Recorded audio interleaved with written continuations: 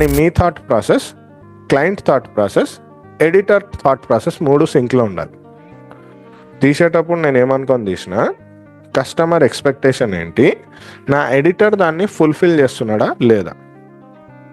మంచి ఎడిటర్ అనుకో అర్థం చేసుకుంటాడు. మీకు నన్ను బ్రేక్లో గుర్తు చేయండి, నా దగ్గర ఒక ఆల్బమ్ ఉంది. ఆల్బమ్ ఒకటి ఎట్లు ఉండొద్దు అనడానికి అదొక నిర్వచనంగా పెట్టుకున్నాను, చెప్పినట్టున్నాను. నేను నాకు గుర్తు చేయండి, నేను తీసి చూపిస్తాను. Somewhere I have. సో దాంట్లో ఎట్లాంటి మిస్టేక్స్ ఉండే, కొన్ని చేసున్నాడు, మాస్క్ ఆన్ చేసాడు, మర్చిపోయాడు.